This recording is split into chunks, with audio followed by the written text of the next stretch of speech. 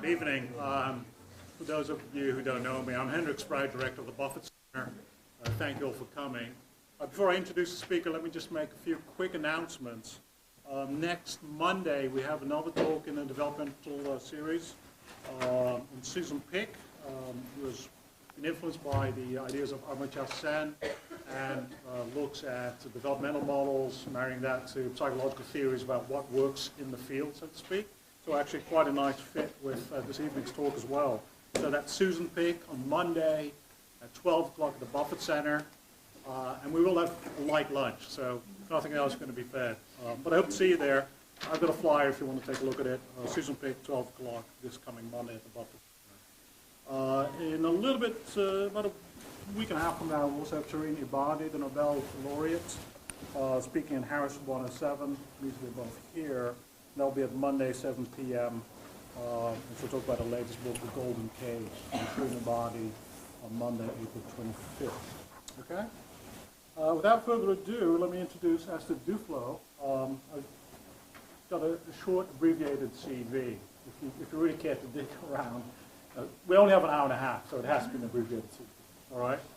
Just to give you a quick smattering of her career, Professor Duflo is the Abdul Latif Jameel Professor of Poverty Alleviation and Developmental Economics. That's quite a title. Development Economics at the Economics Department at MIT. She's the founder and director of the Jameel Poverty Action Lab, JPAL. She concluded her undergraduate studies at École Normale Supérieure in Paris, getting her MA in Paris as well with the Delta program, which is a mix of a variety of schools there. And she completed her PhD at MIT in 1999. She's been the editor of several journals and the founder of another one. She's the recipient of the John Bates Clark Medal in Economics, the MacArthur Fellowship in 2009.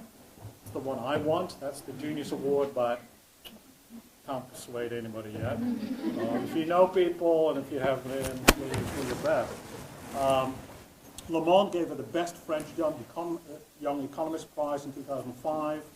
She's the winner of the Médaille de Bronze from the Centre National de Recherche Scientifique in 2005. The British journal, The Economist, that some of you might read, hails her as one of the top 8 young economists in the world, and Foreign Policy deems her as one of the top 100 influential scholars in public thinking. She's particularly interested, of course, in examining randomized testing and looking at which developmental policies work in the field.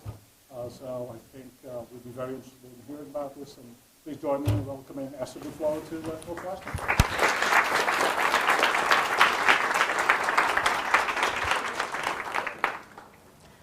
Good evening. Thank you very much for coming.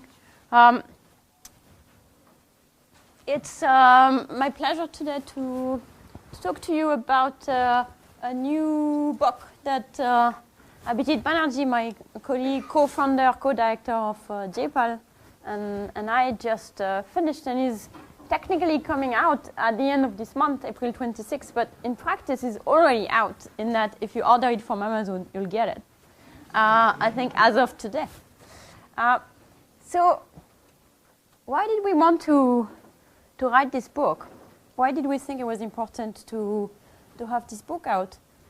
In a sense, we're trying to address the state of debate in the world of development aid and also policy in favor of the poor, policy directed to the poor today, which tends to be somewhat dominated by cartoon character views of what the poor are and what they can do and what the limits are, and therefore what the policy responses should be.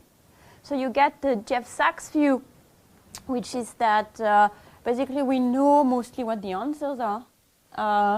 There are a number of things that are keeping the poor countries into poverty traps, including health and low agricultural productivity, and we have solutions for these bad nets to fight malaria and fertilizer for agricultural productivity, and we should just spend money on this stuff, and poverty will go away. In fact, by the time he wrote the book, this book was from 2005, he computed that we could get rid of poverty by 2015 if we spend about, I'm forgetting, 95 billion, I think, on foreign aid.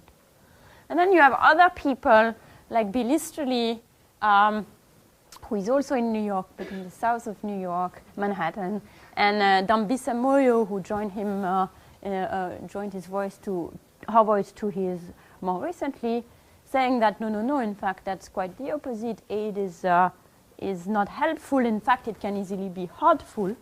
That you can create rents and therefore rent-seeking.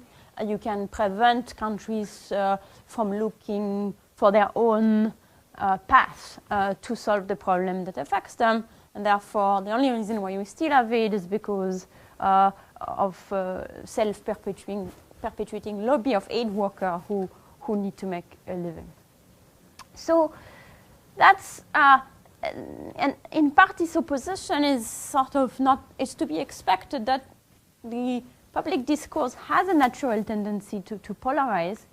I think Twitter might make this worse by getting people to try to condense their thoughts in 140 characters. But even before that, there was a tendency of making extreme statement. They register more in people's life, and they are maybe they seem to follow more easily from one observation to a conclusion.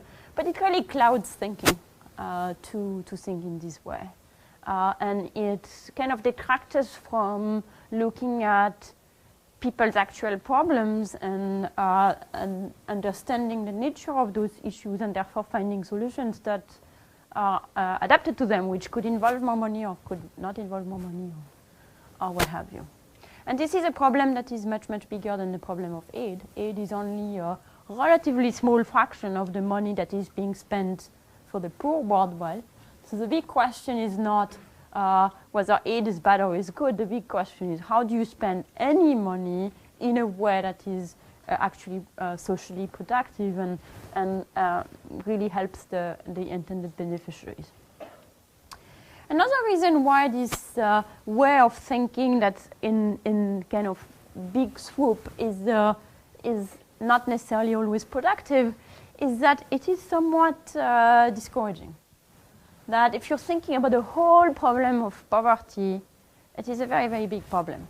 There are very many million of people who live with less than $1 a day, who maybe don't have enough calories to eat every day, who, millions of children who die before the age of 5, who go unvaccinated every year. So if you start making a list of all of these issues and you think of themselves all together at once, it gets a little bit overwhelming. And being overwhelmed is not a very good recipe for action. And this was an experiment that there is an experiment done by a social psychologist at the University of Oregon, which and other places, Pitt, which demonstrate that. So they want to. There's several versions of this experiment, but in one version, they went to students sitting in Wharton cafeteria and showed them one of two things. Either a picture of a girl a bit like that, not quite her, but some version of her, saying that this is Rokia and she's at risk of starvation and your donation will help her eat better and go to school and things like that. Or to some other group of randomly selected students, they showed them a flyer which had statistics about the million of people who go starving in Angola. There is a drought in Zambia, and several thousand people are at risk of starvation, etc. And then once people had seen either the picture or Rokia or the statistics, they asked them to make a donation to save the children. Previously, they had been given $5 to fill a small survey, so they had a little bit of money in their pockets. Presumably would feel inclined to give some back to Rokia or to the million starving people. And I guess you can guess what happened. Well, can you guess what happened? Who gets more money, the million children or Rokia? Rokia. So Rokia gets much more money Rokia raises $2.83 out of the $5 they were given for Save the Children, and the Millions raised $1.16. So then they decided, let us do another experiment. In fact, they were done at the same time, but there was another group which they went to see, and first they told them, you know, you have to be careful because our tendency is to give more money to an identifiable victim than when the problem is presented to us in a more systematic way. So you should know that before making a decision, or before you should. That's a thing that's kind of interesting that we've seen. And then they showed them again the Rokia poster or the Millions, either or. And the idea was that is it going to help overcoming this tendency of being discouraged by statistics? Is it going to? And do you have what do you think did that help in removing the differences? Well, actually, it did help in removing the differences, but in a somewhat counterproductive way, in a way, which is that they didn't give any more money to the starving million, but they just stopped giving money to Rokia. So basically what happened is that our first instinct is to be generous. I mean, a lot of people's first instinct would be to be, there's big differences in people's life, the quality of life, and maybe if we can do something about it, it's just a few dollars, we should really do it. And then we think again, and we're like, oh, this is a drop in the bucket, and the bucket probably leaks anyway, and so we just decide not to give the money and, you know, try to think of something else, and that's not very difficult because most of the time we don't see any picture of anybody. And so the objective of this book, in a sense, is to get people to think again, to go back to thinking about, we don't have to show you a picture of Rokia, but I want to show you the moral equivalent of Rokia picture, which is try and change this problem of millions of people starving that we don't know where to start from, into maybe issues that are identifiable, trying to really understand how we can make progress on these issues, so where it's feasible, where it's not, and therefore where potentially our efforts could make a difference. And when I say ours, I mean yours, either as individuals or with money or with volunteering or whatever, but also that of policymakers, NGO workers, government officials in developing countries, etc. So that's kind of what we want to do with this book. So instead of walking you through an elaborate argument of chapter by chapter, what I'm going to do is to pick out a few things that we found along the way that are a little bit surprising, and therefore show maybe the value of thinking again. So the first one is that sometimes you can save money by paying people. For a lot of NGOs, the big motto, the thing that you really have to live by, is sustainability, by which they mean not to be good for the environment, although that's nice too, but financial sustainability. That the idea that you should give away things is not good, because what would happen when you leave? As traditional economists, we feel that there are areas where financial sustainability is not the right criteria. For example, in vaccination, you would feel the individual benefits to being vaccinated are much lower than the social benefits, since if I'm vaccinated, it's less likely that you get sick. And in fact, if we're all vaccinated except me, then I really have no benefits to being vaccinated, because the probability that I get the disease is very, very low. But as a society, we really deeply care that everybody is, so that the disease doesn't come back. So something like vaccination and other form of preventive care have the same feature. Is really something where you would want to subsidize people to do the thing, because the social value is greater than the private value. So you're always going to lose money doing these things. But it can be even go a little bit further, which is you might go conditional on wanting to immunize people, you might actually save money by spending money. And let me explain how that can be.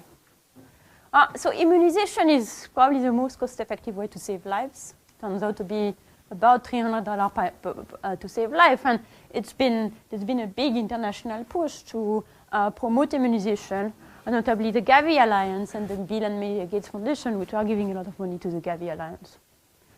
And yet, at least 25 million children every year go without the essential vaccinations. So why is that? That you have the infrastructure is there, the money is there, the political desire to do things is there to a large extent, and yet people are not immunized. That's kind of a last mile problem. What's missing?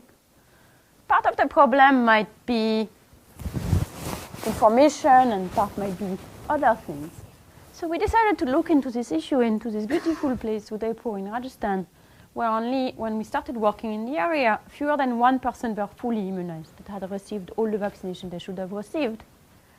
So one first possible interpretation is that, they don't really care about their children.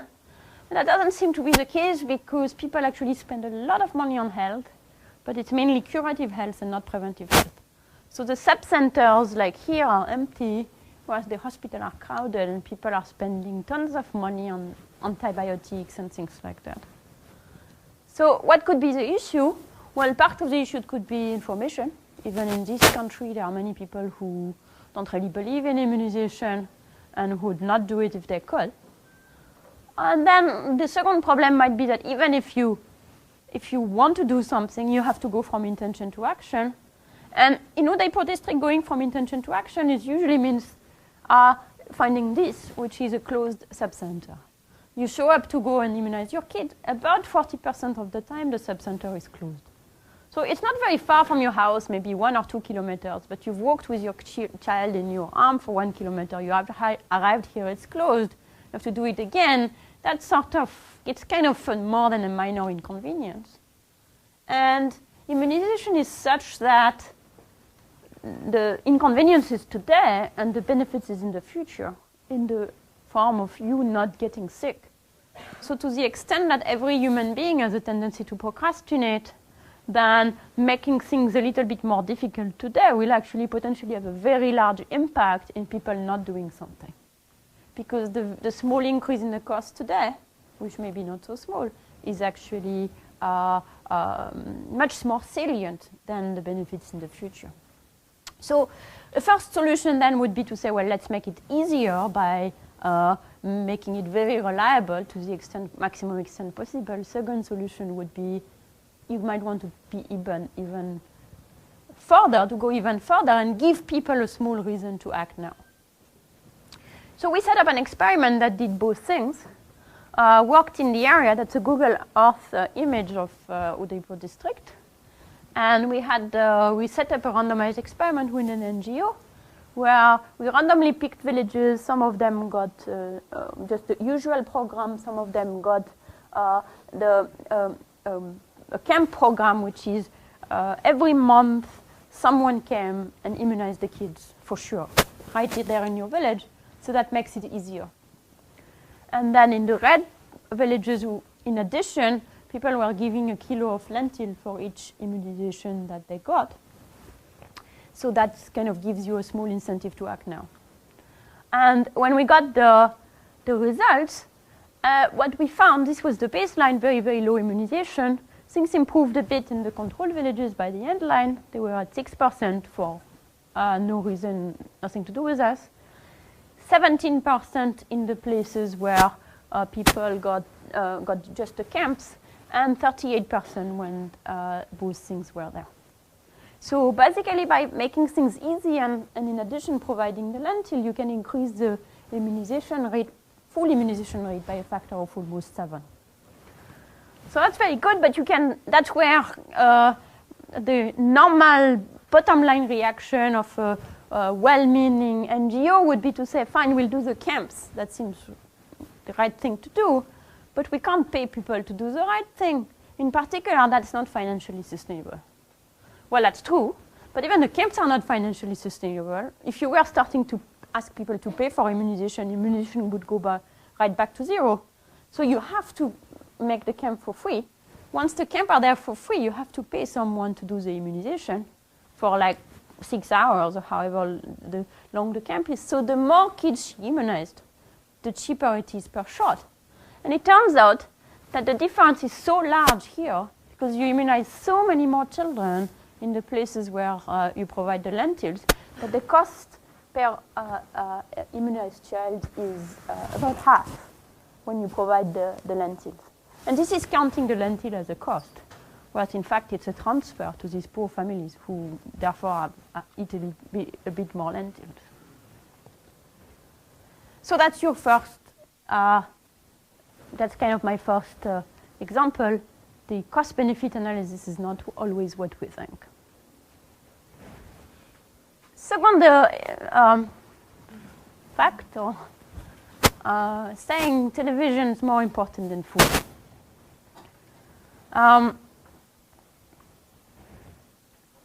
That's not an advertisement for CNN, although maybe it is. But it's linked to this idea. There is a very strongly held belief, view, sense among a lot of people that poverty is deeply linked with hunger. I, was a kid during the Ethiopian famine, the Live Aid concert, and that was, I grew my own awareness of poverty was that of a starving Ethiopian child. And I don't think I was alone in this case. We are thinking very deeply about food as being, poverty about being starvation. And in fact, a lot of development economics is based, an important part of development economics is based on the idea of a nutrition-based poverty trap, where basically someone can't afford food, therefore they don't eat much, therefore they're not very productive, therefore they can't afford food, therefore they don't eat much, etc., etc. So it's not eating that makes you poor, therefore you don't eat, therefore you stay poor. So if that were the case, what we should see is we should see people to spend all of their budget on food, the poorest people to spend all of their budget on food. And it turns out when you look around the world that it's just not the case. There's a lot of variation around the world in how much the poor spend on food. But this is the fraction of the budget that is spent on food among people who live under $1 a day at purchasing power parity. So imagine yourself trying to live under $1 a day in Evanston. That's the comparison you have to do here. We're already giving credit for people for the fact that they live in countries where prices are cheaper. So these are extremely poor people. So you would think, well, they would, if there is this nutrition-based poverty trap, we should see these guys eat as much as they possibly can. And the fact is it's not. It goes between 36 to 79% of the budget is spent on food. So that's significant. It's much more than we are spending here, but it's not 100%. So maybe it's because you cannot live without some clothes and you cannot live without a home or something like that, and therefore that's to be expected. But the thing is, when people get a little bit richer, they do not spend this extra money all on food either. What Angus Deaton estimated in the mid-80s in Maharashtra is when people get 1% richer, or let's say 10% richer, they spend about 6% more on food. But out of this 6%, half of it they're spending on better tasting food, and half of it they're spending on increasing the calories they're getting. So not only are people not spending such a large amount of their budget on food, but within the food budget, they spend this food budget not in the most efficient way possible for calories, but in ways that makes the calories a bit nicer. And as they become richer, what they do is trying to get, in large part, is trying to get better tasting calories. This can lead to interesting the fact that the poor, so what this suggests is that except in extraordinary circumstances, the poor are not exactly feeling starved for calories. And this leads to interesting impacts, which is when you try to push calories onto people, for example, by subsidizing the staples, grain or rice, you might actually get the perverse effect that people are eating less. And this is actually an experiment that was done in China by Rob Jensen and Nolan Miller. What they did is that in one region of China where rice is the staple, they gave people vouchers for reduced price on rice. And they were looking then whether people would eat more rice. So most goods in the world are such that when the price of it goes down, you eat more of it. And rice in China, the opposite happened. The price went down and people ate less of it. The reason being that when the price of rice goes down, because you eat so much rice as part of your budget, that makes you somewhat richer. And because you're somewhat richer, you now start consuming something else, like in their case, shrimps and other expensive calories. So getting people cheaper rice lead them to consume less rice. This is what we call a given goods in economics. And it actually doesn't even lead them to eat more calories. If anything, lead them to eat fewer calories. The reason why this is not just, in part, this is kind of fun to find a given good because there was a belief in economics that this might have been an urban legend. But the reason why it goes further is because subsidizing the staples is your modal policies towards the poor. A lot of aid in the US goes in the form of food aid. A lot of programs, subsidies for the food subsidy in Egypt are something like a few percent of GDP. In India, millions of rupees are being spent trying to move grains and rice from one place to another, etc., etc. And what this shows is these policies are not only incredibly difficult to implement, but they might be counterproductive from the point of view of getting people to eat more. Now, this doesn't mean that there is not a food problem in the world. There is a food problem in the world. A lot of people are too skinny. And a lot of children are born of mothers who didn't eat enough in pregnancy. And a lot of these children are themselves not nourished enough at key periods of their lives. And that has impact all over their lifetime. But what this suggests is that that's not a matter of money. It's a matter of preferences. So we have to understand why it is that people don't particularly want to eat more. And we also have to maybe shift the emphasis a little from undernutrition to malnutrition, which is the key issue is less that people are starving, is that they don't get the micronutrient that would be the most effective for them, like iron, for example, iodine, vitamin A. And the key policy issue should be, how do you make it easy for people to consume the micronutrient that they need in the form of food that they like? And that's a very, very, very different policy problem than how can I move a lot of rice from one place to the other, which is the policy problem that people seem to think they have to solve. Next, maybe surprising finding, also it was surprising for me and I think it's surprising to many people, is tracking is good for everyone. What is tracking? It's ability tracking. That is, you take a class, divide it in two, put the good students on one half and the bad student on the other half. I'm employing this word on purpose to show you how non-politically correct this particular statement is, particularly if you're French. Well, we track a lot, but we never like to admit it. In a sense, education is one success story of the last 2 decades. Many, many kids have started to go to school. It is actually the vast majority of kids are now in school. In a country like India, here 98% of kids are attending primary school.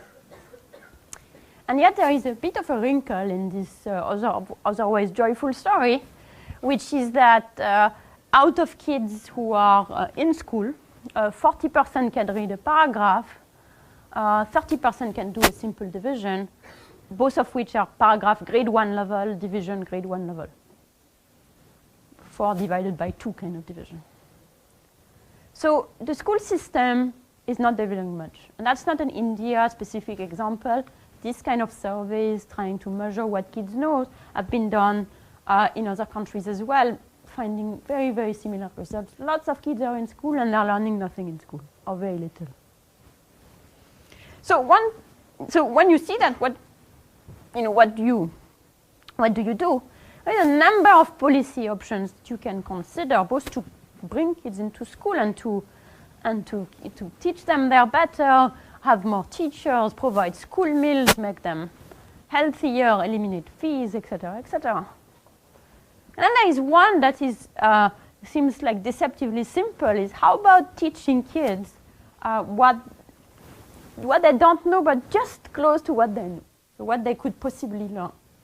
So that seems a bit, simplistic, or like a lot of the bright ideas that come to my mind. But what this implies in classes that are very heterogeneous is to track. And track meaning do ability grouping. And tracking might be great for the high ability track because they find themselves with other good kids and they're learning from each other and that's all good.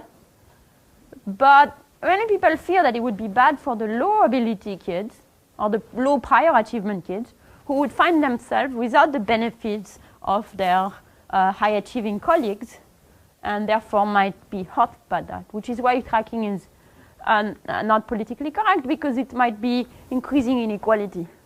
The winner win even more and the losers lose even more. So that's the danger. So what we did with Pascaline Dupin and Michael Kramer, we ran an experiment in Kenya where we started from very large class sizes and the World Bank paid for an extra teacher to divide the class in two. And we divided the class into either randomly to create two heterogeneous tracks of the same size or according to first grade, first semester results. So create two more homogeneous tracks of very different quality. And what we found is that, which is both for the high achievement kids, which are actually the one on the right, there is a flip in this slide. High achievement kids did better in the tracking classes than in the non-tracking classes, and so did the low achievement kids. Everybody benefited. And they get 2 points out of 8.4, which is actually a reasonable increase in test scores, especially considering that this is free. Therefore, could be done in a very easy way.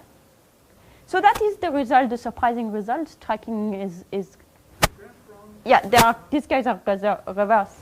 High achievement kids, low achievement kids. That's me being quite low achievement lately. Other than that, it's correct, I think. So why is that the case? Why is that tracking is good for everyone? I think it is due to the combination of this very vast, rapid expansion in primary school, combined with a system which is elite-biased.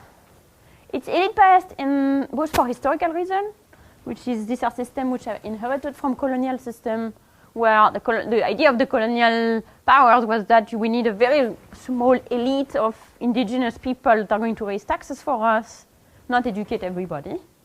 So that's the type of school system that they put in place.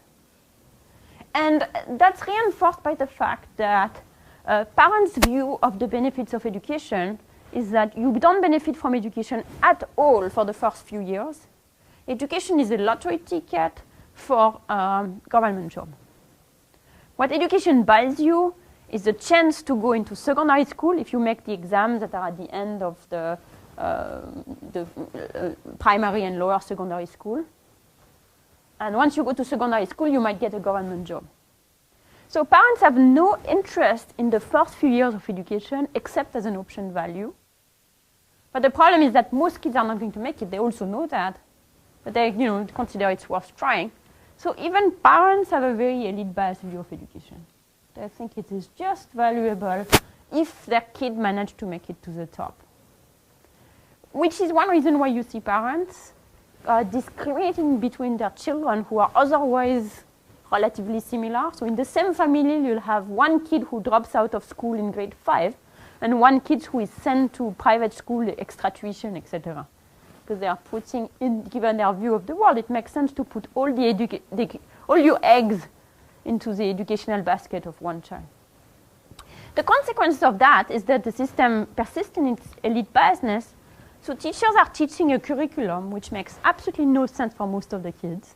They are sticking to the curriculum no matter what, and the kids get very lost early on, and then they stay lost and lost and lost.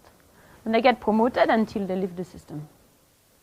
So that is why it's a system, the school system, you get enormous amount of gains by reorganizing the teaching such that you don't have 90% of the students who get no benefit from what is being taught. The next the next surprising fact, or maybe surprising fact, is that although a lot of people are entrepreneurs, in the sense that they are running their own business, most of them would rather do something else. So a lot of people are entrepreneurs. 50% of the urban poor operate a business, and 20% of the rural poor operate a business as well, plus all the people, this is a non-agricultural business, plus the people who are running a farm. For the more than half of the people who live under $1 a day in the world are entrepreneurs in the sense that they are fully residual claimant of the risk of their activity. So this is the type of things that, and then you have like success stories of those businesses. Some of people start trash collectors and run an empire of trash collection and things like that. Which has led people like people in the microfinance movement to believe that basically poors are very natural entrepreneurs, and all we need to do is to provide them with the capital that will allow them to grow the business and get out of the way. So in fact, there is a quote we have in the book by the John Hatch, the CEO of Finca, which is exactly that: provide them with the finances and get out of the way. The one wrinkle in this view is that if you ask the poor what they'd like their kids to do, this is for India, but we have asked this question in many places and get relatively similar results. 41% would like them to have a non-teaching government job. 34% of them would like them to be a government teacher. 18% of them would like them to work as an employee of a private firm. No one wants them to run a business. So these entrepreneurs have this view of what an ideal job is, which is not at all being an entrepreneur. They resent the risk and the life that they have, and they would love for their kids to do something else. So you can be an entrepreneur in the sense of having to run your business without having the real entrepreneurial spirit into you. Why are you an entrepreneur? It's because there is no other job for you. Why is there no other job for you? In part because growing these small businesses is incredibly difficult. What you do find is that there are millions and millions and millions of tiny businesses, and these tiny businesses have a very high return to capital at the beginning, but they don't grow. The businesses never hire anyone. The vast majority of businesses run by the poor have 0 employee, and you look at them 5 years later and they still have 0 employee. And a fraction of them have disappeared in the meantime, and others have appeared. So the businesses of the poor are such that at the beginning they may be productive, they may be undercapitalized, and giving them a bit more money actually makes them more productive, which is what microcredit is doing. But then there is a big hump to jump for the businesses to become bigger, and those businesses are not, for the vast majority, making their owner rich or putting them in a position where they can hire someone else. So everybody is running their own small businesses because that's the only thing there is to do, because no one's able to finance larger enterprises. So the solution to making people less poor It's going to have something to do with finding a way to finance larger firms. It's not going to have to do with giving people tiny amounts of money to run their businesses. Which doesn't mean you don't want to give them tiny amounts of money to run their businesses, because in the meantime, that's what they have. It's just that it's not what is going to take them out of poverty for the vast majority of people.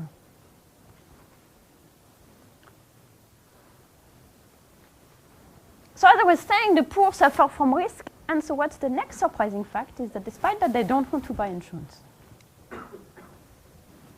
So the risk is an essential part of the life of the poor. As I was saying, 50% of them run a non-agricultural businesses in urban area. Much more than that run a farm in rural areas. That means they are subject to the risk of the weather. They have accidents. There is crime. There is illnesses. And the risk is costly once it hits. Because if you started doing a little bit well and then you get plunged into poverty again, it's going to be very difficult to get out of it. And it's also costly even before the shock hits.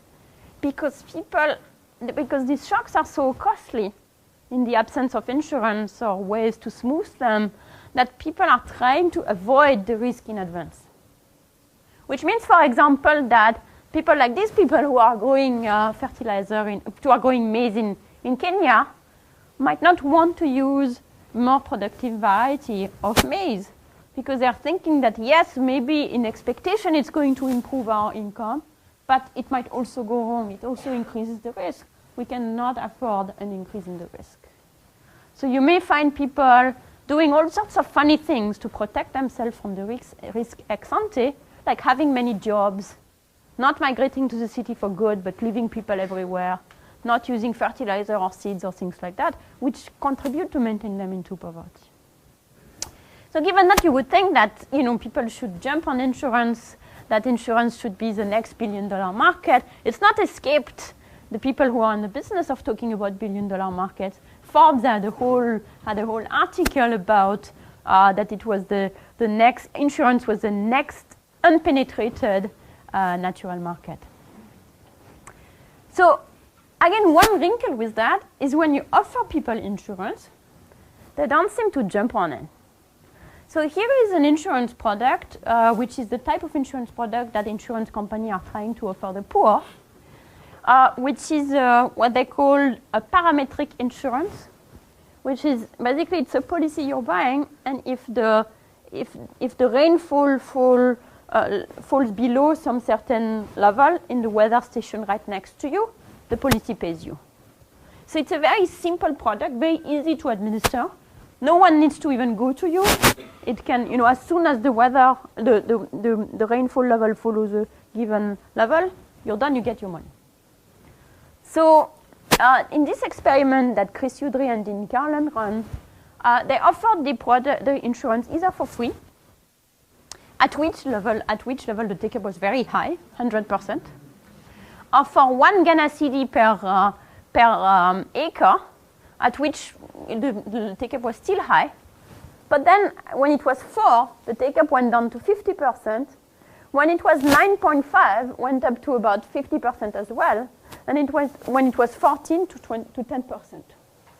The actuarially fair price, that is what the insurance would need to share just to cover the risk, is 9.5. That means that at 9.5, the take-up is half. The problem is insurance also need to charge a bit for administrative fees. And plus they want some money in their pocket, otherwise it's not the next billion-dollar opportunity. And so at 14, which is the lowest they would be willing to sell the prices, basically no one wants it. So maybe it's not actually the next billion-dollar market opportunity because the level is so low. So why is that the case? There are many reasons why it's the case, but the way we see it is that insurance is not very easy to provide. You have to worry about moral hazard, people starting to do all sorts of funny stuff if you insure them. You have to worry about adverse selection. If you offer health insurance, only the sick people will buy it. So the only thing insurance company can do, and you have to worry about outright frauds as well, especially in an environment where there are no courts and things like that. So the only thing insurance policy can do is, insurance companies can do, is to offer a very robust, simple product. Like this one, for example, which they don't pay attention to what's happening in your field, they just pay attention to what's happening somewhere else. It can be administered a bit more cheaply, you can't cheat very easily, etc. Or in health, they will offer you catastrophic health insurance, which is basically free care if you go to the hospital. Now, these policies are leaving out a lot of risk. For example, it could be that the rainfall was high in the region as a whole, but your field is totally dry. Now what? Your insurance doesn't cover you. That means that for people, they are thinking about this insurance product as one more lottery. So it might pay, if in the bad state of the world that I don't like to contemplate anyway, that thing might pay me. It's not quite the right way to think about it in a purely rational way, but if you think of the problem, you can realize why this is something that would be pretty unattractive. In addition, there are trust issues. If the insurance didn't pay you when your field was like that, how do you know that they are not the one trying to cheat you? When claims are not reimbursed, you're feeling, people always feel that it's because something was wrong. We're working with a microfinance company that is offering health insurance. And someone had been very upset because her husband died. So it was pretty bad, the illness, because the husband died. They spent a lot of money before on doctors and stuff like that, but they never made it to the hospital. So the insurance didn't pay the claim, which technically speaking, they were right. However, to say that the disease was not catastrophic given that the guy died was a little bit steep for them. So everybody quit the insurance together in this case. And that meant even quitting the microfinance program. They were so disgusted by the whole thing. So it means insurance might not be the next billion-dollar market opportunity, not without some help. In a sense, this is the idea where your basic thinking might think, yes, there is a missing market here. And the thing is that there might actually be a pretty good reason why this market is missing. It is possible that governments would need to subsidize insurance first, getting people to get used to it, etc. And maybe then it will kickstart something. So all of this and many other things we are doing in the book is really looking at particular problems, education, health, etc., trying to really understand what is the source of the problem and therefore what's the appropriate policy response. But one frequent doubt that we hear when we do this kind of, or report on this kind of research is to say, well, that's nice, you guys should do that, that's good use of your time. However, these are the small questions. Because really, in the real world, what matters is not policies, it's politics. Good politics is going to generate good policies, democracy, etc. Bad politics will generate bad policies, and that's a first-order question. And what we argue in the last chapter of the book is that this is true to an extent, leaving an enormous amount of slack. First, because even institutions are not just broad concepts like democracy and property right. These broad concepts are embodied on the ground into a set of very concrete rules, which can be somewhat better rules or somewhat worse rules. And I want to give you one example of that, which is sometimes the voices of the poor don't count in democracy, not because there was a big conspiracy against them, but because because of a technical fix, technical problem, so to speak. And that's an example from Brazil. So Brazil, in recent years, has been a very pro-poor democracy, as you undoubtedly know. And the result has been that there's been many more candidates have been running, which is probably mostly a good thing, with a minor caveat that when many candidates are running, you need to find a way for people to pick them. And so this is a typical voting ballot in Brazil from a few years ago. This is from a paper by Thomas Fujiwara in UBC. So first it's a butterfly ballot, you will note, for people who are old enough to remember the butterfly ballot. Secondly, so on the left, you vote for the prefetto, you have to pick whoever you like. On the right, it's a bit more difficult for the MP. There you have to write down the number of the person you want to vote for, or their names, which comes from a big list of people, of names and numbers that you're provided on the list. The list is so big that there is not enough space on the butterfly ballot to put it. Now, Brazil is a country where many of the poor are not functionally literate, and so mistakes happen. The number of votes are invalidated every election. And one might suspect that a lot of these votes are invalidated belong to the poor. In fact, we can now, Thomas Fujiwara in his paper proved it, by looking at the effect of electoral reform, which introduced little machine like that. This was done to facilitate the counting of the votes, not for other reasons. So introduce little machine. So now you still need to write down your number of the candidate, but you write it down on the keypad, and then the photo of the dude appears. And if it's not the dude you really intended to vote for, you can punch another number. Or if no one appears, it's because you made a mistake. You can actually get the correct your number. And this system was introduced in Brazil first in the largest city, and then in everywhere. So what it does is that it's first looking at how the fraction of invalid vote changed in larger and smaller cities, as well as who was elected, the type of people who got elected, and the policies that they promoted, and then whether the smaller city caught up with the larger city after the reforms was implemented everywhere. And what he found is that 11% more voters voted thanks to this. 11% more votes were counted. So it's like re-enfranchising 11% of people who got de-enfranchised by the system. Most of them were poor.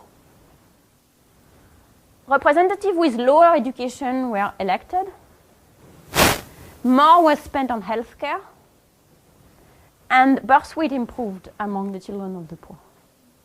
So this is something where there was no intention in Brazil to have a system that kicked out 11% of the poorest people from the decision process, and yet it was there, it was fixed, no one protested against it, and that had real consequences. All that to say that there is a tremendous amount, that politics is not all that different from other forms of policies. They can also be slightly better or worse, even when the intentions are good.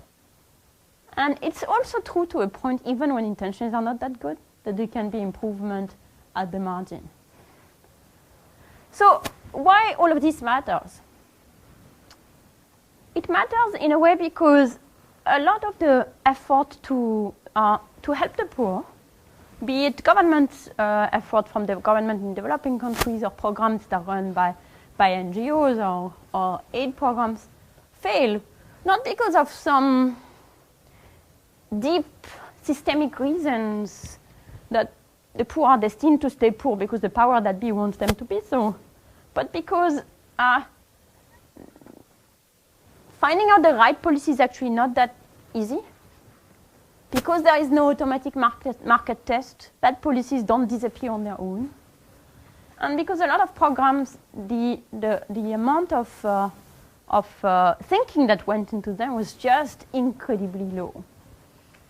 So at some level, what we're recommending in the book might sound like a management advice from the 1950s. In order to good policies, you need to go into the field, understand what are the problems that people really face, collect the right data. Then once you've done something, actually evaluate it and take the lessons and stop it if it's not working. So at some level, that's kind of bland, except that it is so far from the way that policy is being made. And what you have in the way policy is being made is what we call the 3I. It's like the scourge of the public policies in favor of the poor. Ideology, a lot of programs are just based on whatever the fad of the moment is. The poor are lazy, or they are entrepreneurs, or they need dams, or they need schools, or they need microfinance. Ignorance, no one has gone to to the field to collect the basic data. For example, when we presented some information about absenteeism in health centers in India for one of the first times people were stunned. I don't think this was a new phenomenon whatsoever. And Inertia, which is once a program is in place, it just continues because it creates its own reasons for being an administration to run it and all of that. And all of that matters enormously. One quick example, we looked at village education committees in India. Village education committees are born out of the ideology very much in fashion these days that beneficiaries need to participate into the management of their programs to make them better. So that beneficiary participation, that's pushed by the World Bank everywhere. It's probably a very sound idea. So in India, what they've done is that they created village education committee in every single village. So we wanted to do a program with them, so we first needed to do who was in the village education committee. We found that 8% of people knew that village education committee existed. 2% of people knew what they were supposed to do. And remarkably, 25% committee members had no idea they were committee members. In a lot of cases, what we discovered is some bureaucrat had checked a list of saying, yeah, this is the parents that are in the school committee and neglected to inform them. So what does this tell us? Well, at some level, I think this is a reasonably hopeful message. If things are not working very well simply because we didn't put enough thought into them, then we can start putting some thought into things. And that's a message of hope, I think, and also, as well as a message of responsibility. Putting it's at all levels that some thought need to be put into the process. It's true for us, it's true for government officials, it's true for aid workers. It is not, you can't hide behind some systemic failure why the poor will always stay poor because of some deep poverty trap or because of people in the West are not generous enough or because it is really impossible to do anything because the elite in rich country wants to keep them poor. In a lot of ways, the poor are still poor and uneducated and not very healthy because the right policies are not put in place, and they're not put in place not for any deeper reason that nobody put enough energy into designing them. And so what we're hoping is that that's kind of a first step, both to think, like we have already some ideas that are of what could be done, but more than that, it's more of at a methodological level, a sort of a call for action to do more of this type of thinking on a lot of problems that we haven't even considered. Thank you.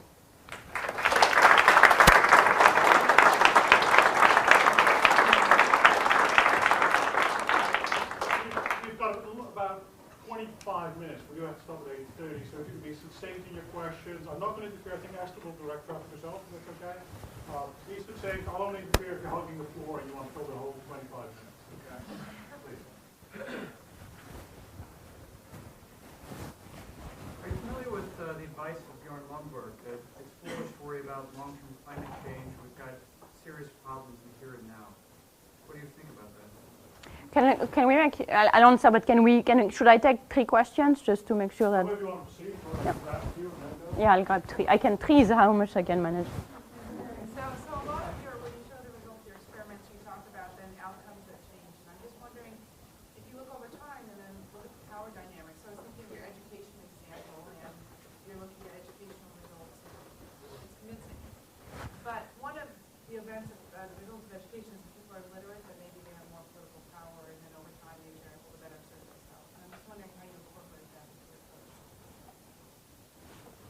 I'm interested to know what you think of the diaries of the poor approach to the sample evaluation of microfinance specifically, which is also a grounded approach, but a very different kind than economic statistical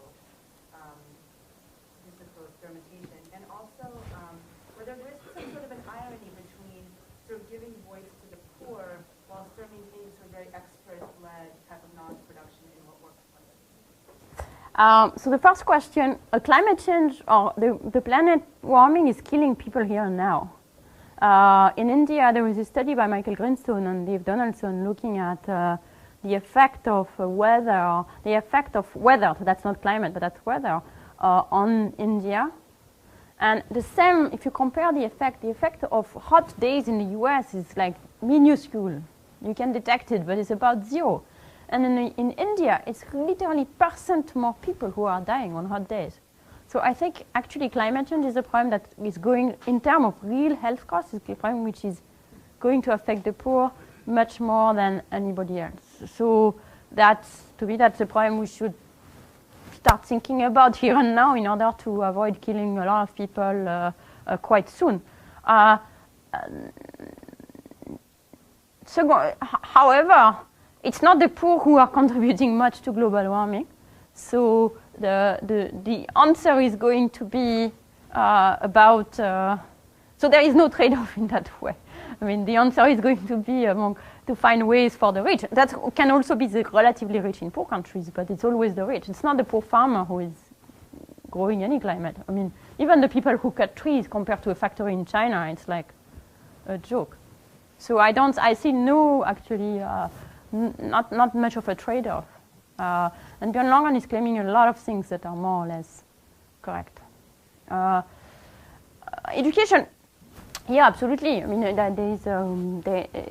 are papers showing that, and they are very interesting papers, and they are part of the general benefits of education that people get. In fact, we are working on a study with Pascal Indupin and Michael Kramer, which is exactly on that, which is we basically paid students school fees to make sure they could attend secondary school, and we are measuring all sorts of things.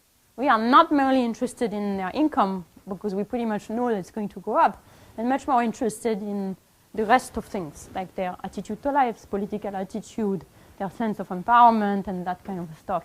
So I'm like really looking forward to see those results in like 2018 or whenever the kids have finally gone out of school. I'm not sure I understand the last question in that what we are doing is extremely field-oriented. We are working with NGOs to evaluate the impact of their program. My day-to-day experience of it is being very empowering for them, because people are, once you start looking at what you're doing in a quantitative way, they kind of continue, and that sort of changes the practices that they are doing. Another thing is that once you show in a convincing way the effect of something with this kind of experiments, then it gives them weapons to actually propagate those kinds of findings. So what we start seeing is that it's like south-to-south transfer of good ideas. I can't tell you it's a causal effect of running experiments, because I haven't run an experiment on that. But I suspect there is something to that. Like we were working with an big NGO in India, Pratham, that was doing this a lot of remedial education to deal with this elite bias in education. And now they're taking the program to Ghana. And what is interesting is that the government of Ghana is then running his own experiment of his own version of the program, because of course, like it's a slightly different program and it's not the same context. So they're wondering whether it's going to work. But that is something that I don't think without the first experiment, like we did a series of experiments with Pratham, without that, I think it would have been much, much more difficult to convince the government of Ghana that they could do it. And so I see this, it's a tool.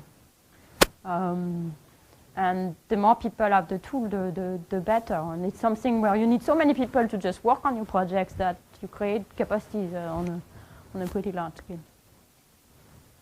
I'm just wondering if you can talk about the spending on food. Sorry, I'll keep the diary in mind. I'll answer the diaries later. Yeah, so go ahead. When you talked about the food spending and that it was smaller than you expected when there was an increase in income, did you look at who was making the spending decisions? There's a lot of research in the gender and development field about if men or women are making the decisions, and the decisions are quite different. And I'm just wondering specifically about food, if you looked at that piece of it, I assume you did. Right. So you mentioned poor people's businesses tend to be small, and even with the help of microcredit or micro savings, they are still small.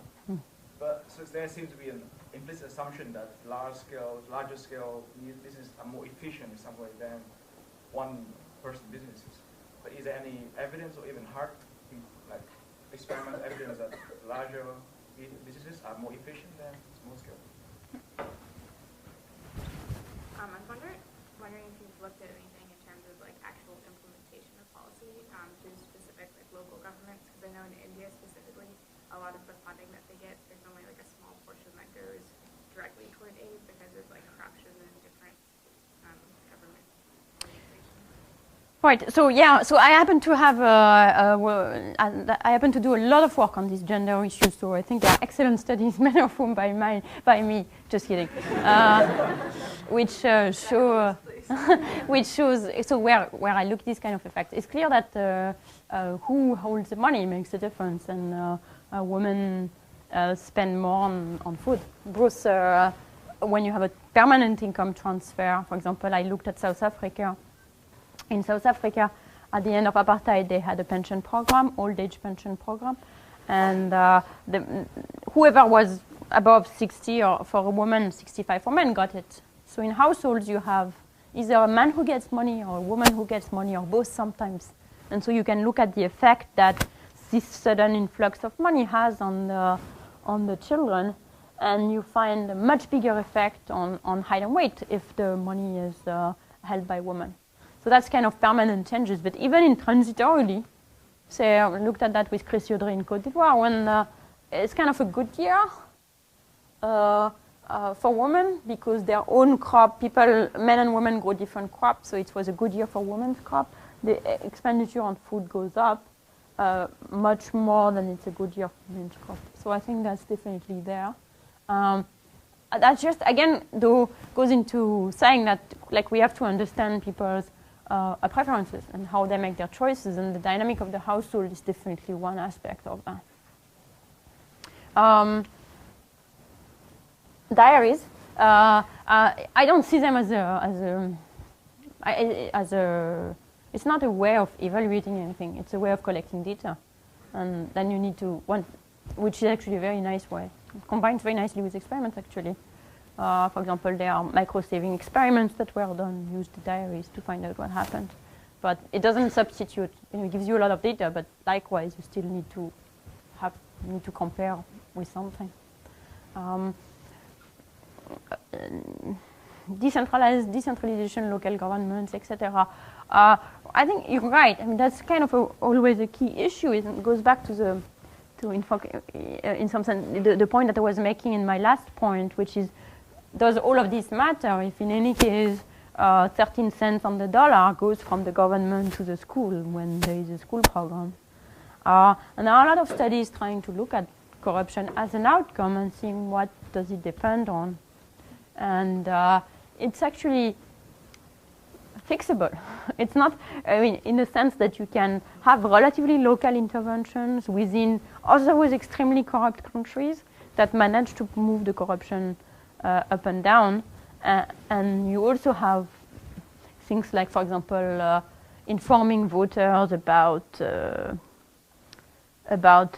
corruption levels, lead them to elect less corrupt people. So corruption is, again, something that you want to treat as something to solve, to fix, not something as some constraint that is preventing you to do anything. You have to keep it in mind in the design of the program, and then try and design programs that are limiting its possibilities. There was a third question. Oh yeah, yes. Larger businesses are much, much, much more productive. Like no comparison. Yeah. That's just like, basically you take a country like Bangladesh, the large businesses are at the level of productivity of the best firms in the US. And the small businesses are just very, very low profitability, very low productivity. They have high marginal productivity of capital because they are undercapitalized, but the average productivity is very low.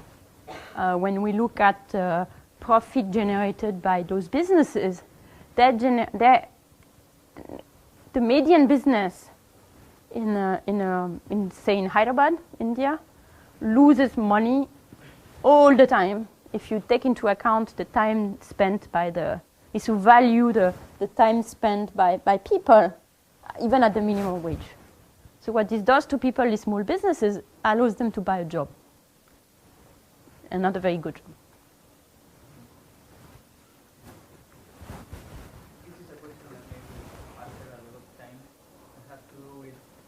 your results are like very specific to the case you're analyzing, maybe to the how do you run your experiment? It's the typical question: how do you feel about the external validity of your experiment? So there are. I'll take more questions. Does a typical NGO run field experiments? And if so, of those that do, what percentage of their resources do they spend on these experiments? I wonder how to design your experiment. It's basically how do you think of the refractory problems, such as your tracking and your incentives.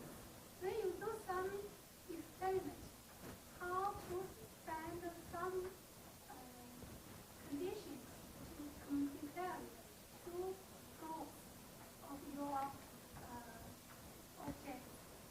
How to, the question is how to design your experiment. So if I understand the question, the answer is we randomize.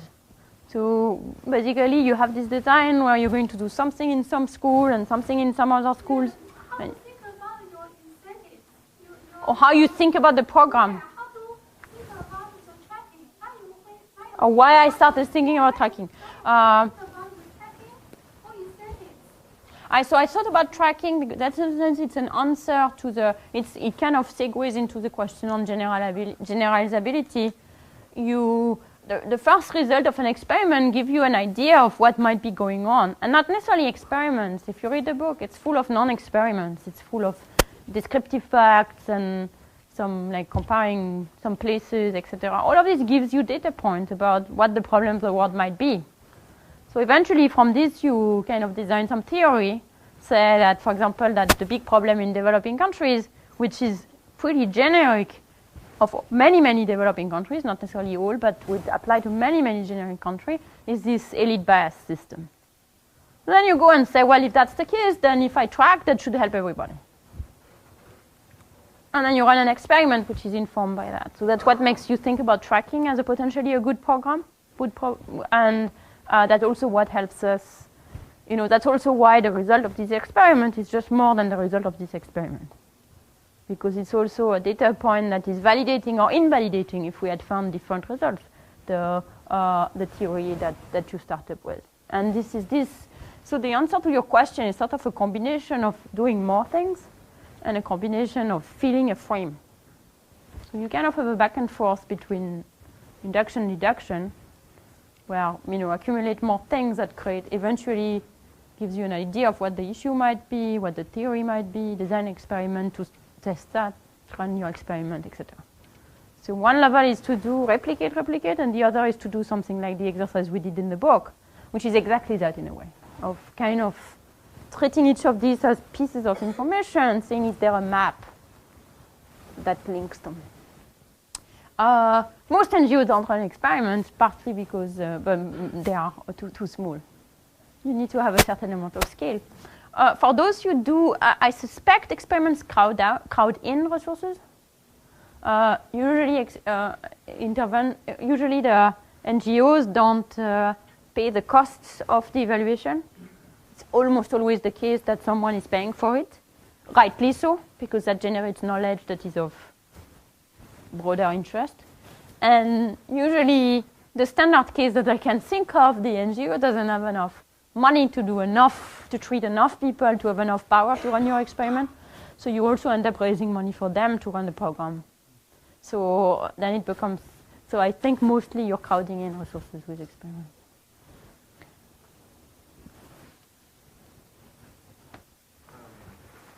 One of the, I find most interesting, I'm going to say critiques of the approach from the MIT colleague,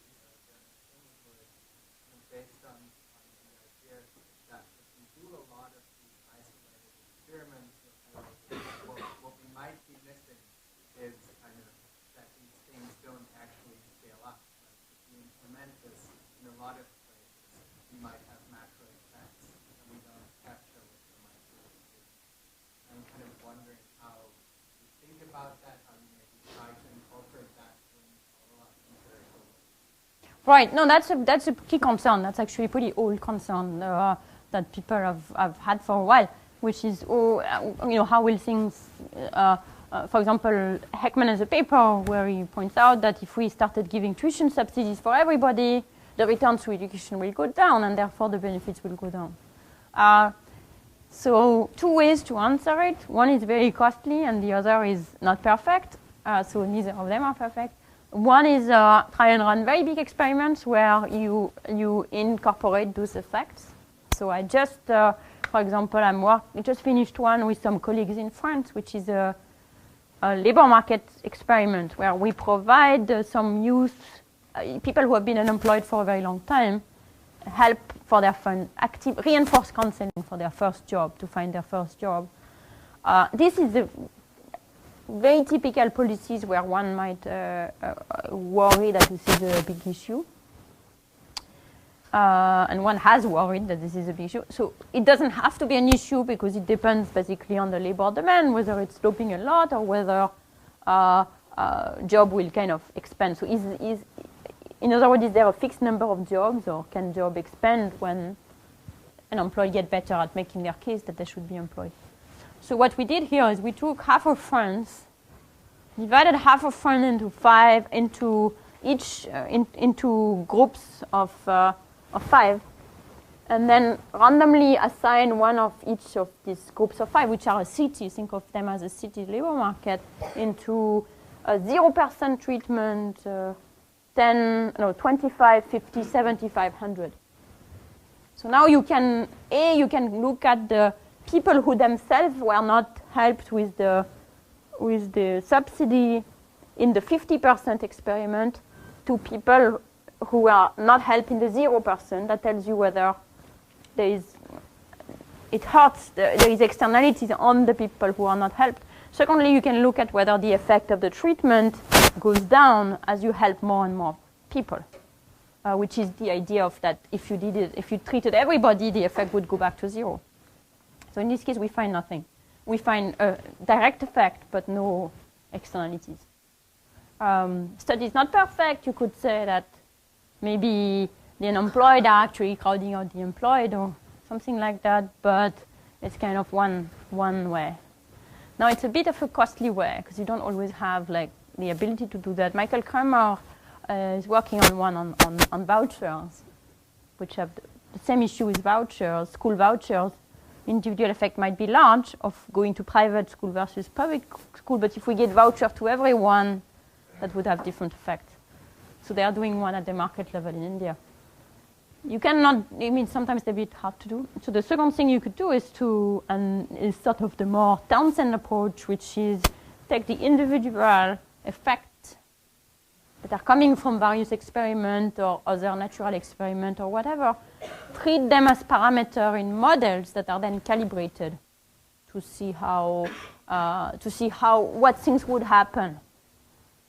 Given what we know about, say, take my example, given what we know about this labor demand from some labor demand experiment and what we know about labor supply, and the effect of the program on labor supply, what would be the general equilibrium effect if we were to calculate it? And I think either of these can make progress. But that's obviously a concern. It's more of a concern in some programs than some others. Have you done any work on barriers for small businesses or micro businesses that keep them from growing into larger, more efficient businesses? Should I take more questions? I wanted to ask for your thoughts on how have you seen effects on these development policies on local cultural changes?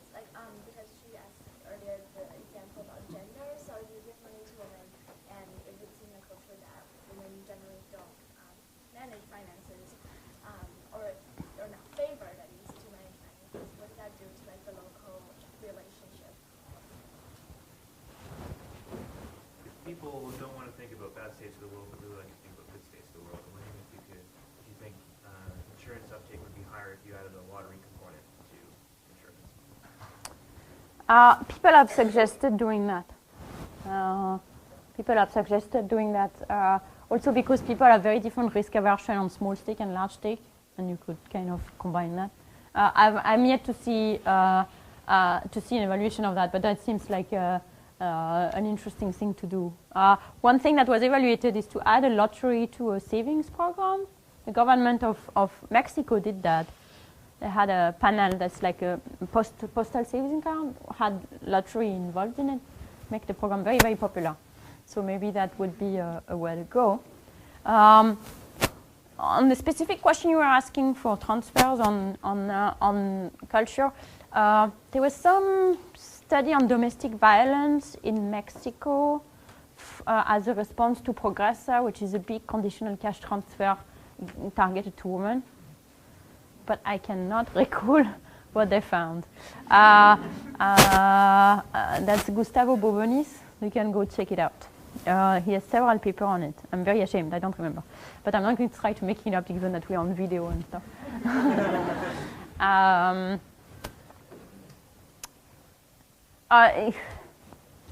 No, not successfully. I mean, it's a big ticket item. It's a great question. I've done nothing on it. Some people have. In particular, there is a number of projects on financial literacy. The bottom line of those is mostly it's ineffective, except if you give people very, very simple rule of thumb. So if you really try to teach people accounting, they're just not really doing it. If you tell people simple rules like you should pay yourself a salary and the rest of the, and you can keep the rest of the money or type of things like that, that improve their profit. But that doesn't really, this is not the type of advice to help them to grow. So that's kind of a set of negative results.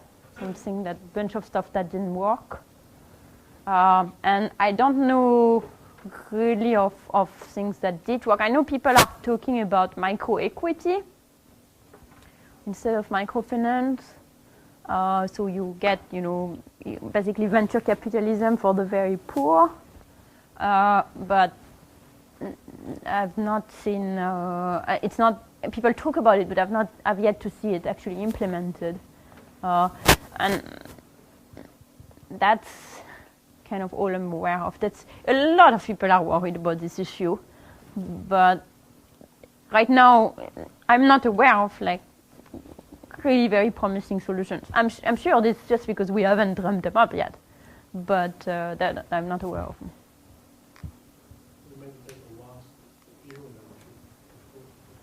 My question has to do with parents' decision on the quality and quantity of children in developing countries. In a sense, what do you think is the more sustainable investment and any sort of institution, microcredit, microfinance, could play into this? Investing in a family business or investing into the education of children, both of which equals quantity and quality? I wonder if you could talk about how you operationalize your results and your findings, and if you work with, the ministries of different countries and giving suggestions on policies, or if you work with NGOs or NGOs consult JPAL for advice on strategies, and how it actually goes from being research findings to having an effect on the implementation of the work in the field.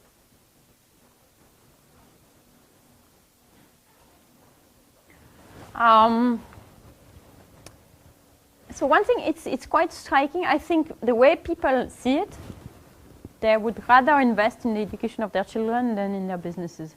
Because one thing that you can see is that if people, you basically can see when people become a bit richer, if you compare people who have $1 a day to $2 a day, their businesses are not that different. They run the same kind of tiny undercapitalized businesses. But they're spending a much bigger share of their budget, which is already twice bigger since they are $2 a day versus $1, on the education of their kids. And they have fewer kids. So as people become a bit richer, they are just putting much more money in education per child and not that much more on their businesses. Same thing for health. We computed that someone could basically double their capital stock if the people who lived under $1 a day, if they just spend the same share of their budget on health that the people under $1 a day spend, which already would be more money. But instead of increasing the share, they just left it at that. And they don't do that.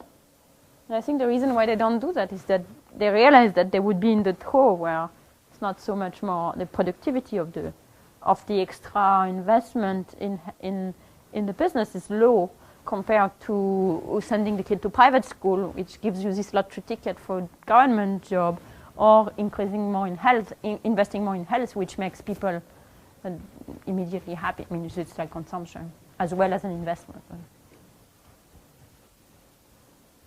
Operationalizing the result. But that's kind of why we started Poverty Action Lab in 2003, became JPAL after that. Our motto is translating research into action. Researchers are not the best at doing that, so we have a whole policy team. And JPAL is also like a network. It's a network of researchers, but it's also a network of these policy teams.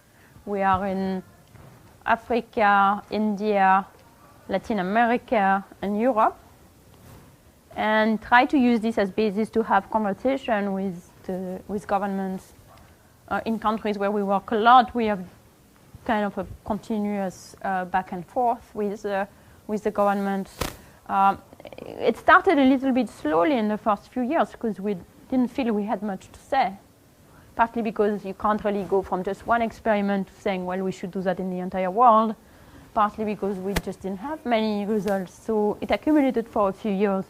And it's only about, in the last 2 years, 3 years, we really went all out about trying to communicate. And we're still learning, but I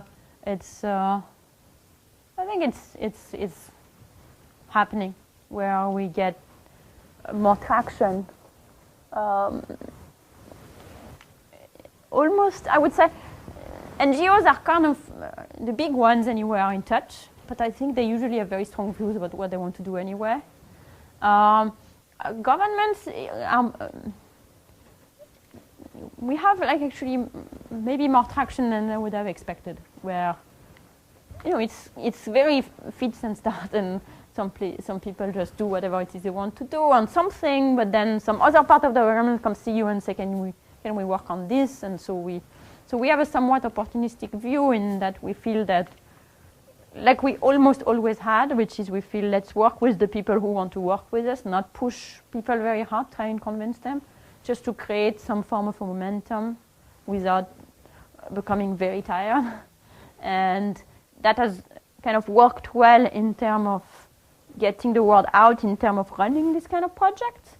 And my hope is that it's also going to work well in terms of getting the word out, in terms of saying this is how you can use the evidence in your own place. One thing that is quite interesting that we're discovering in running in working with government is that if we go and talk to a government that, oh, you might consider doing this kind of project, they usually say yes, but we are going to do an experiment first, which I find very healthy, obviously. So we end up running this kind of very large-scale project. They're very tiring, but because they are with the government bureaucracy and all of the wheeling and dealing that goes with that. But I think the healthy spillover that they're also improving a little bit the monitoring and evaluation within their own systems. So that's kind of how it's happening. I don't think there is going to be like one big revolution where suddenly all of the policy in the world is going to be based on evidence. That's not even I'm not even sure it's my goal.